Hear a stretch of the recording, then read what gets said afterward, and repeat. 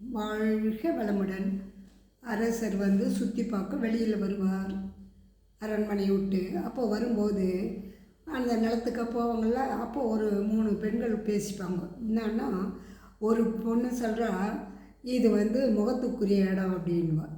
இன்னொரு பெண்ணு என்ன சொல்லுவான்னா, இது வாய்க்குரிய இடம் அப்படின்வா. சரி. இன்னொருத்தி என்ன சொல்வான்னா, இது பிள்ளைகளுக்குரியது அப்படின்னா. அப்படியா அப்படின்வா. அப்போ அரசரை கேட்டு மந்திரிட்டு கேட்பார், இது என்னது 3 இது சொல்கிறாங்க எனக்கு புரியலையே அப்படின்னு.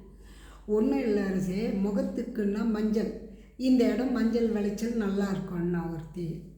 சரி. அடுத்தது அவள் என்ன சொன்னால், வாய்க்குரியதுன்றாள். அப்படின்னா என்ன?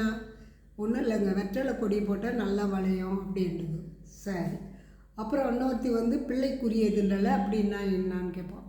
பிள்ளைக்குரியதுன்னா தென்னம்பிள்ளையை வச்சா, இங்கே தென்னை மரம்லாம் வச்சா நல்லா செழிப்பாக இருக்குன்றது. அப்படியா, எனக்கு தெரியாது. இந்த கிராமத்தில் இந்த பெண்கள் தெரிஞ்சு வச்சுறாங்க, அவங்களுக்கு நம்மளால் முடிஞ்ச ஒரு ப்ரைஸ் கொடுப்போம் அப்படின்னு சொல்லிட்டு அவன் கொடுப்பான். கொடுத்துட்டு வந்துடுவாங்கள்ல அரண்மனைக்கு. வந்துட்டு ஒரு 2 நாள் பொறுத்து திரும்ப வாக்கிங் போவாங்க. வாக்கிங் போகும்போது அப்போ கேட்பார் அரசர், அது இப்போ ஒரு அதிசயன்வா.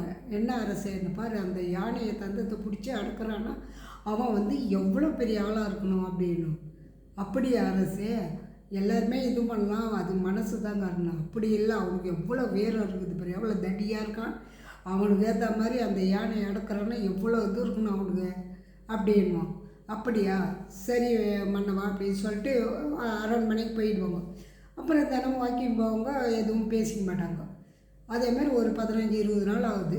அப்போ அதுக்குள்ளே இவன் என்ன பண்ணான், மந்திரி அந்த அடக்கு நாளில் யானையை அவங்க வீட்டுக்கு போயிட்டு அவங்க அம்மாவை கேட்பான், என்னம்மா நீ பையன் இந்த அளவுக்கு வளர்த்து வச்சுக்கிறிய, அப்படி சோம்பேறியா, இப்போ நீ இருக்கிற வரைக்கும் சாப்பாடு போடுவேன், அப்புறம் யார் போடுவாங்க, அது ஏன் உன் பிள்ளைக்கு சொல்லிக் கொடுக்க மாட்டேன்ற, உன் கணவரும் இல்லை, அவன் என்ன பண்ணுவான், நீ இறந்துட்டா அவனுக்கு முதல்ல வேலை செய்ய கற்றுக் கொடு, அப்போ தான் அவனுக்கு என்னான்றது தெரியும். நீ மட்டும் சாப்பாடு போட்டு உடம்பு வளர்த்துட்ட, ஆனால் மூளையை வளர்க்கல நீ அப்படின்னும். ஐயா எனக்கு தெரியாது ஐயா அதை பற்றி அப்படின்னா. இல்லைம்மா நீ ஒன்றும் இல்லை, நாளைக்கு சாப்பாடு போடுன்னு சொல்லுவான்ல, அப்போ நீ என்ன பண்ண, நீ போய் சம்பாரித்து எடுத்துகிட்டு வாப்பா, இன்றைக்கி சாதம் மட்டும் இருக்குது, நாளைக்கு சாம்பார் பொரியல் வேணும்னா நீ போய் காசு எடுத்துன்னு வந்தால் தான், சம்பாதிச்சிட்டு வந்தால் தான் அந்த காசு நான் வாங்கி செய்ய முடியும், இருக்கிற வரைக்கும் இதுவரையும் நான் செஞ்சிட்டேன் அப்படின்னா. அப்படியா, என்னால் முடியாதுன்னா என்ன பண்ண, வெறும் சாதம் தான், அது கூட இருக்கிற வரைக்கும் தான் போடுவேன், அப்புறம் யார் உனக்கு தருவா, நான் எங்கே போய் கேட்பேன் அப்படின்னும். சரி இப்படி சொல்லிட்டா வேகமாக போவான். போகும்போது அவனால் எதுவும் செய்ய முடியாது, ஏன்னா சாப்பிட்டு ஊரை சுற்றணுன்னு திடீர் வேலை சொன்னால் எவ்வளோ கஷ்டம். அதனால் அவன் என்னால் முடியாதுன்னு சொல்லிட்டு ஒரு இடமா அப்படியே டெய்லி போவான், சோர்ந்து அப்படியே வருவான். அம்மா சாப்பாடு போட மாட்டாங்க, ஏன்னா நீ உங்கள் சம்பாதிச்சின்னு வந்தால் தானே அப்படின்ட்டாங்கன்னு. அப்படியே போயிடுச்சு. ஒரு மாதம் ஆயிடுச்சு. திரும்பி ராஜா சுற்றி பார்க்க வர்றாரு. அதே பையன் என்ன சோர்ந்து வரான். என்ன அரசே, அன்றைக்கி நான் ஏன் நடக்குன்னு நான் அந்த பையனை பாருங்க அப்படின்னும். என்னடா அன்றைக்கி அப்படி இருந்தால் இன்றைக்கி பார்த்தா அப்படியே சோர்ந்து ஆளே ஒரு ஒல்லியாயிட்டானே, என்ன ஆச்சுன்னா. ஒன்றும் இல்லை அரசே, இந்த டைமில் ஒரு கண்ணுக்குட்டி அதுங்க அவங்ககிட்ட அனுப்புங்க, அப்போ ஏன்னா அடக்குனால இப்போ ஒரு கண்ணுக்குட்டி மட்டும் அனுப்புங்க, அவன் அடக்குறான பார்க்கலாம், ஏன்டா அடக்காத அடக்கும் அப்படின்னு சொல்லிட்டு ஒரு கண்ணுக்குட்டியை அனுப்பி விட்றாங்க. போன உடனே அது இவன் பிடிக்கிறான், முட்டி அப்படியே தள்ளிடுது. அப்போது என்னடா ஆச்சு அவனுக்கு, அன்றைக்கி அப்படி இருந்தால் இன்றைக்கி இப்படிங்கிறான்னா. அதான் அரசே, எதுக்குன்னா நம்ம என்ன தான் சாப்பிட்டு உட்காந்தாலும் உடம்பு பெருக்கும் என்ன, ஆனால் மூளை வளராது. நம்ம உழைச்சாதான். இப்போ நீங்கள் பார்த்துக்கினீங்கள்ல, அவன் உழைக்காமல் இருந்தபோது யானையை அடக்கினான். இப்போ உழைக்கணும்னு சொன்ன உடனே அவன் சோர்ந்து போய் ஒரு கண்ணுக்குட்டி கூட அவனால் அடக்க முடியல.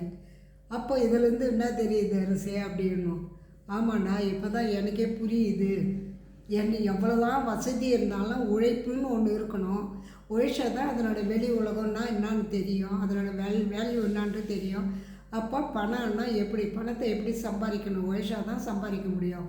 அப்போ அந்த பணத்துக்கு தான் நம்ம சாப்பிட்ணுன்ற அறிவு எனக்கு தெரியல. நான் வசதியாக வாழ்ந்ததால் எனக்கு இந்த அளவுக்கு தெரியாது அப்படின்னு.